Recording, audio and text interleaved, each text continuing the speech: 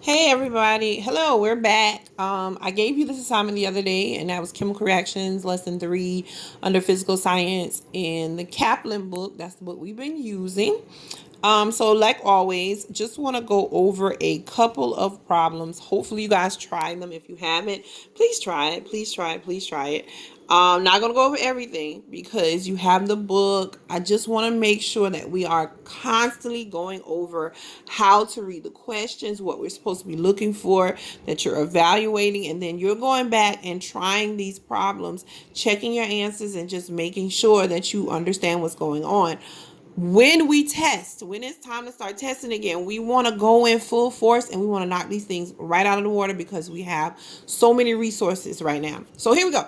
We're going to start with question 1. It says, which of the following chemical formulas represents the reaction in which copper, Cu, and oxygen gas, O2, combine to form copper oxide, CuO? Now, we look at our answer choices. Now, if you know nothing about chemical equations or chemical reactions, we did a little video on it, or chemical formulas and balance and all that. So I did do a video on that, so check that out.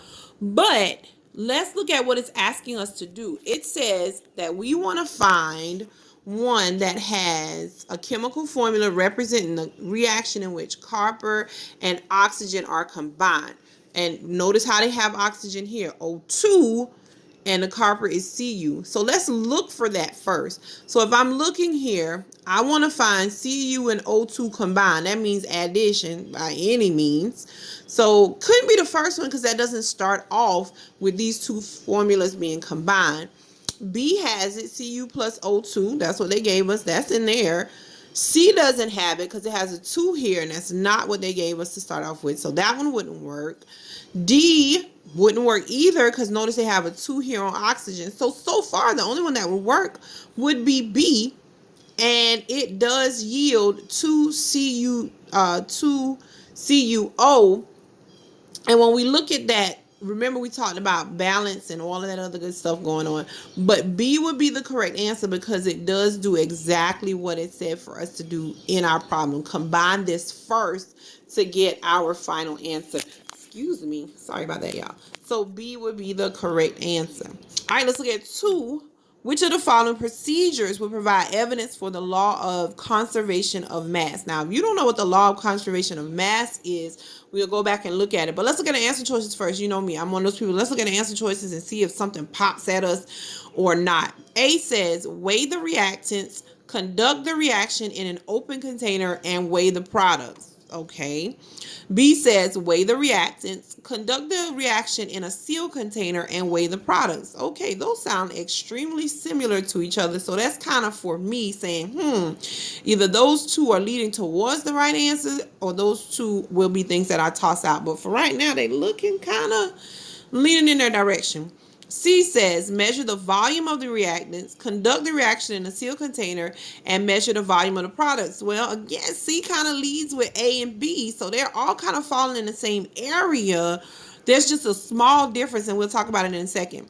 And D says, write the chemical formula for the reaction and balance it. Well, okay, I don't know the law of conservation of mass, but I'm going to automatically assume that D just really doesn't fall because those other 3 have a whole procedure going on. And it does say in the question, which are the following procedures? So I'm just going to go ahead and eliminate D altogether. Now, before we go into the paragraph, let's look at the difference between A, B, and C. With A and B, the only difference that I see here is that one is in an open container and the other is in a sealed container. And we are talking about a scientific experiment. So a lot of times you want to control as much stuff as you can when you're doing a scientific experiment. And an open container doesn't have as much control as a sealed container would. I'm just pointing that out. With C, the difference between C and A and B is that C is dealing with volume, and volume deals with liquids, where A and B is dealing with weight, and that weight usually deals with mass. So that would be the difference that's going on here. So now let me make sure I understand the law of conservation of mass. Well, C is already eliminated for me because it said of mass, and mass doesn't deal with volume. So I can eliminate C and D off the bat. So I'm left with A and B. So let me go back and look at the law. And even if you couldn't eliminate anything, we still got to look at the law of conservation because of mass, because that's going to lead us in the right direction anyway. So if I go over here to the paragraph, I see law of conservation of mass right here. So let me go up. I'm going to go up a sentence right here. I'm going to go up right here. 2 sentences up. So it says mass is neither created nor destroyed during a chemical reaction. Okay.